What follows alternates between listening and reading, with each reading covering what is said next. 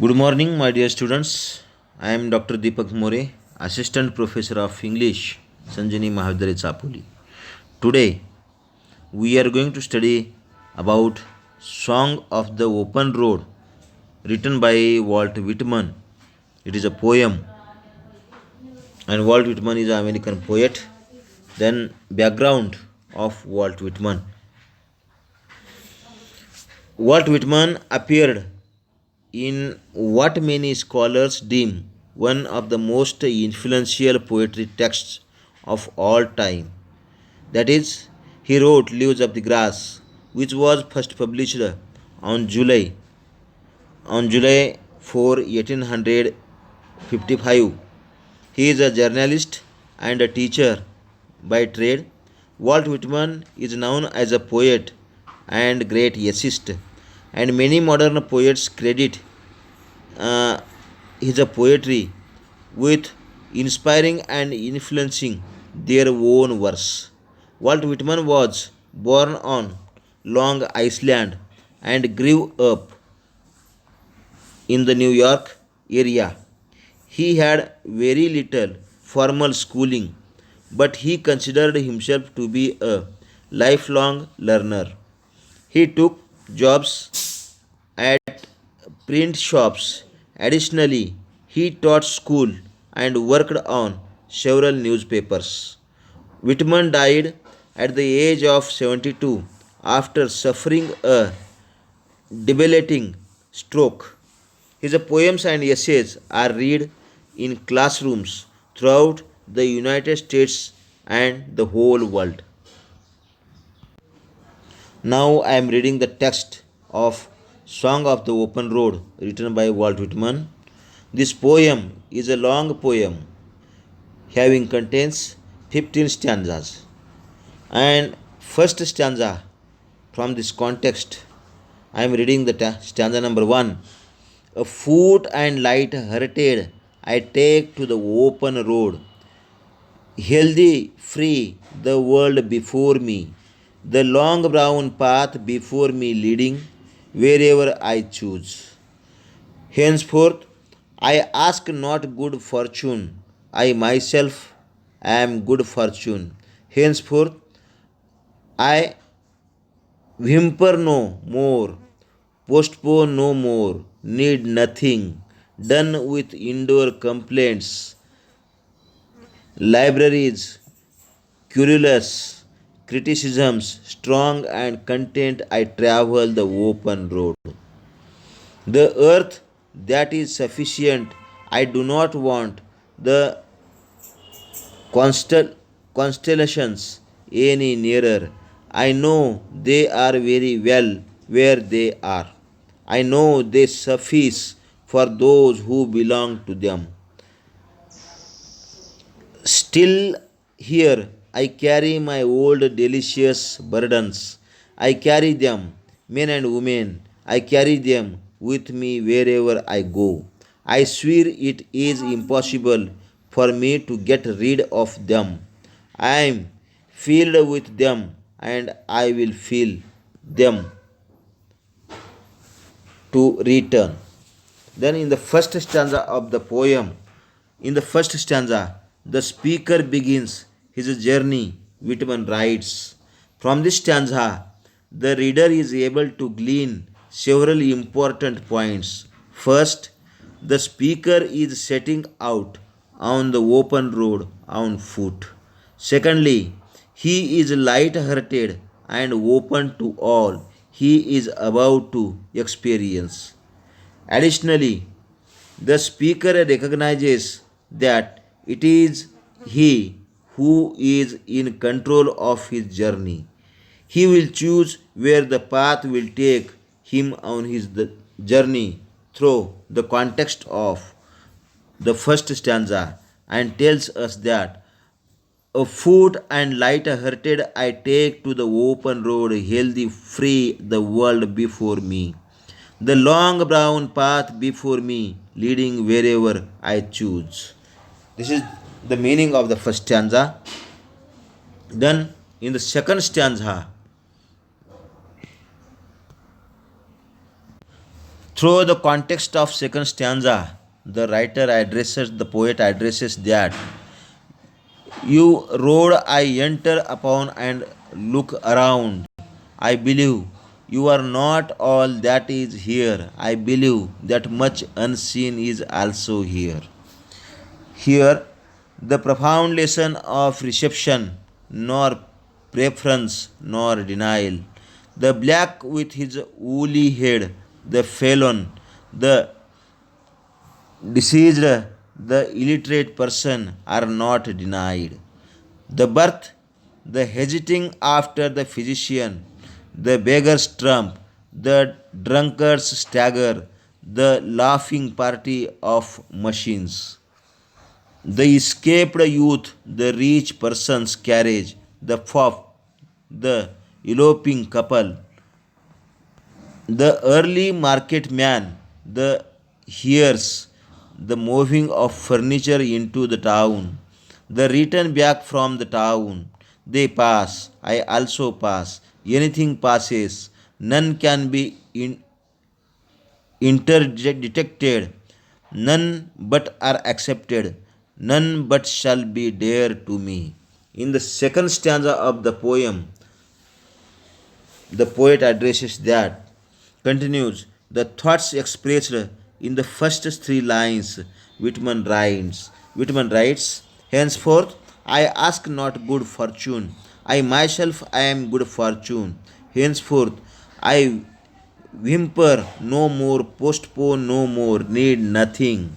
Done with indoor complaints, libraries, querulous criticisms, strong and content, I travel the open road. He addresses that the speaker says that he does not have to pray for good luck because he is the marker of his own luck.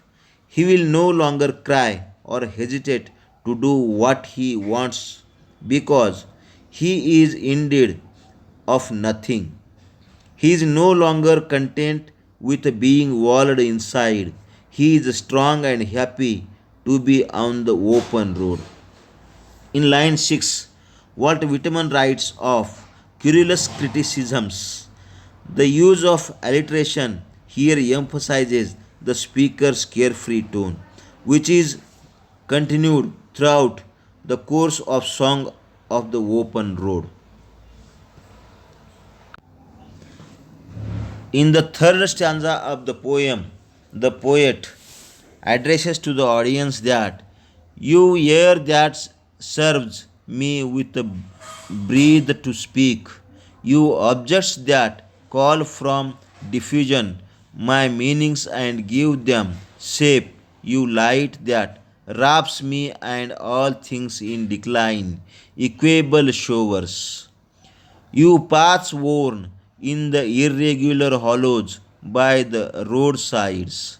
I believe you are latent with unseen existences. You are so dear to me. You flagged walks of the cities, you strong curbs at the edges, you ferries, you planks and posts of wharves, you timber lined sides, you distant ships, you rows of houses, you window pierced facades, you roofs, you porches and entrances, you copings and iron guards, you windows whose transparent shells might expose so much. You doors and ascending steps, you arches, you grey stones of interminable pavements, you trodden crossings. From all that has touched you, I believe you have imparted to yourselves and now would impart the same secretly to me. Then, in another lines of the poem, the poet suggests us that from the living and the dead you have peopled your impassive surfaces, and the spirits thereof would be evident and amicable with me. In the third stanza of the poem, in this context, the poet tells to the audience that Whitman makes a reference to the earth and stars. He writes that the earth that is sufficient. I do not want the constellations any nearer. I know they are very well where they are. Where they are. I know they suffer for those who belong to them. Here, the speaker seems to separate himself from others. He says the earth is fine the way it is. He does not desire to be any closer to the stars than he already is. He knows they are fine where they are, and he knows they are good enough for those who belong to them. This last line is in strong contrast to the rest of the poem, where the speaker emphasizes his free will and independence, which means he properly does not include himself in the group of people who belong to the constellations. He does not belong to them because he does not need them. In the fourth stanza, the poet addresses that the earth expanding right hand and left hand, the picture alive, every part in its best light, the music falling in where it is wanted and stopping where it is not wanted, the cheerful voice of the public road, the gay, fresh sentiment of the road. On highway I travel. Do you say to me, do not leave me? Do you say, venture not? If you leave me, you are lost. Do you say, I am already prepared? I am well beaten and undenied. Adhere to me. O public road, I say back, I am not afraid to leave you. You, I love you. You express me better than I can express myself. You shall be more to me than my poem.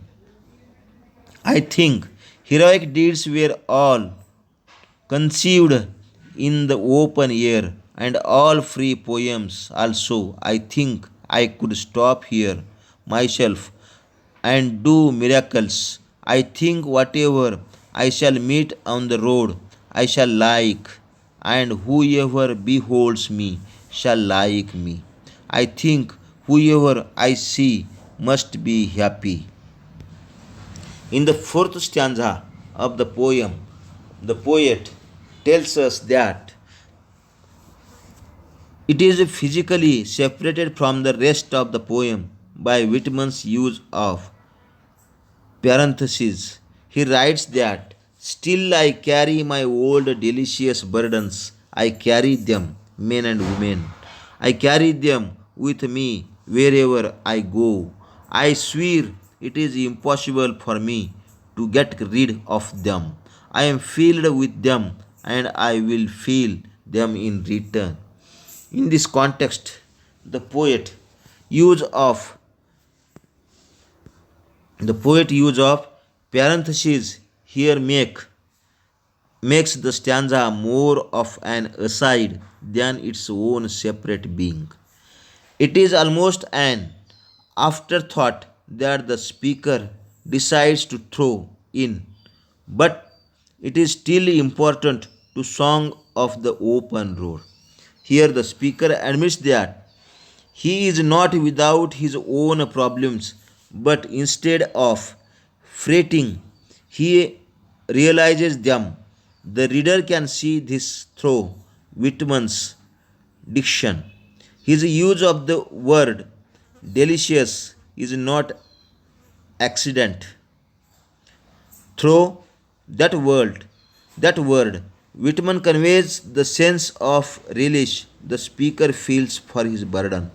In the second line of the final stanza, the speaker admits to all that he carries them with him wherever he goes.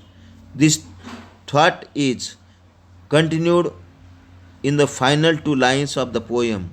The speaker declares that he cannot rid himself of them. Instead, he and his burdens share a symbolic relationship of sorts. He is filled with his burdens, and in return, he feels them. The speaker is stating here that his burdens do not define him. Rather, he accepts them and carries them with him wherever he goes. Thank you very much.